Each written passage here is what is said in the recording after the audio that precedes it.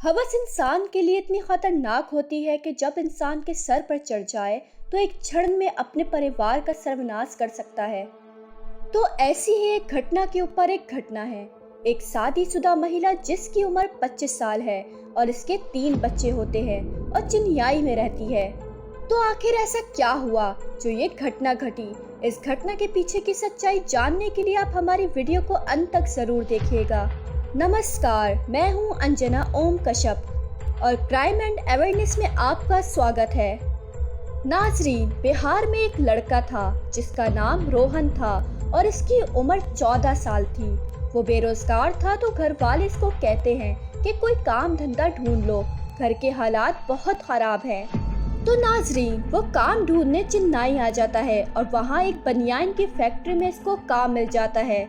नाजरीन, इस कंपनी में एक सपना नाम की शादीशुदा औरत भी होती है।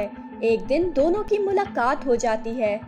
सपना रोहन से पूछती है कि तुम कहाँ के रहने वाले हो? तो रोहन बताता है कि मैं बिहार का रहने वाला हूँ। तो सपना इसे कहती है कि मैं भी बिहार की रहने वाली हूँ, तुम जब भी चाहो हमारे घर आ सकते हो। और यूं नाजरीन, दोनों की दोस्ती शुरू हो जाती है।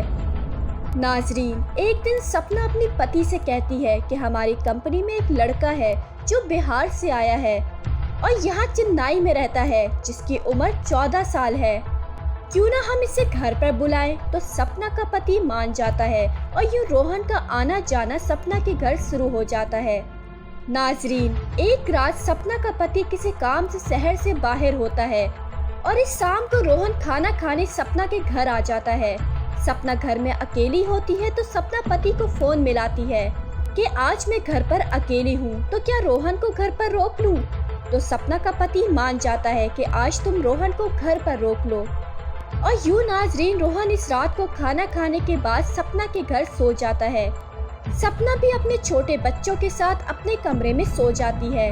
नाजरीन, रात के 2 बजे रोहन की आंख खुल जाती है और क्या देखता है कि सपना रोहन के प्राइवेट पार्ट्स पर हाथ फेरती है।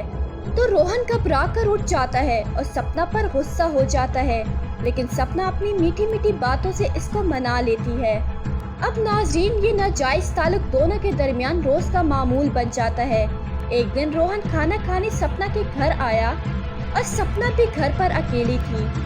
तो दोनों के दरमियान फिर से वही नाजायज ताल्लुक शुरू हो जाता है कि अचानक सपना का पति दिन को घर आ जाता है और दोनों को रंगरलियां मनाते हुए देख लेता है। सपना का पति दोनों पर गुस्सा हो जाता है और मारना पिटना शुरू कर देता है, मगर सपना कहती है मैं अब तुम्हारे साथ नहीं रह सकती, मैं रोहन से शादी करूंगी। और नाजरीन, सपना का पति अपने बच्चों को लेकर बिहार आ जाता है। अब रोहन और सपना अकेले घर पर रह रहे होते हैं, मगर इस तरह गलत काम आखिर कब तक?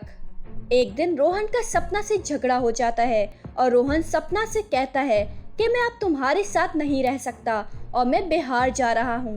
लेकिन सपना इसे कहती है कि तुम ऐसे कैसे मुझे छोड़कर जा सकते हो? मैंने तुम्हारी खातिर अपनी पति और बच्चों को छोड़ दिया है, तुम कहीं भी नहीं जा सकते हो। और नाजरीन, यूँ सपना रोहन को कमरे में बंद कर देती है। नाजरीन, एक दिन सपना कुछ चीजें लेने बाजार जाती है तो वापस आते रोहन के कमरे में वही गलत काम करने जाती है।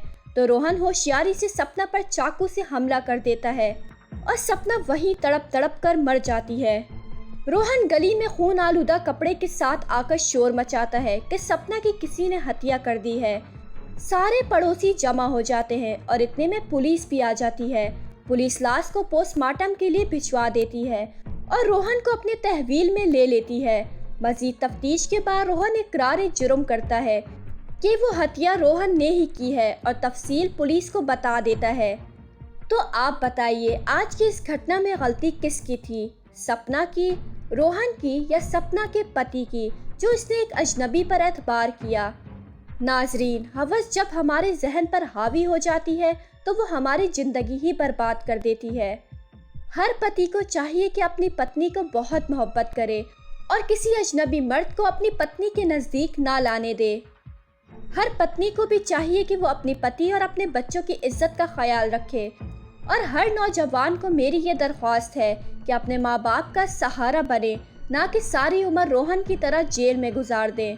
नाजरीन, अगर आपको हमारी वीडियो अच्छी लगी है तो हमारे चैनल को लाइक करें, शेयर करें और सब्सक्राइब करें। हम आपके बहुत मुताबारी रहेंगे। अगला प्रोग्राम मैं जल्द ही फिर से लेकर आऊँगी किसी सच्ची घटना के ऊपर। तब तक आप खुश रहिए, सावधान रहिए, रिश्तों की अहमियत को समझिए और ऐसा वैसा करतब बिल्कुल भी ना करिएगा। जीवन को देख कर चलिए। जय हिंद, जय भारत।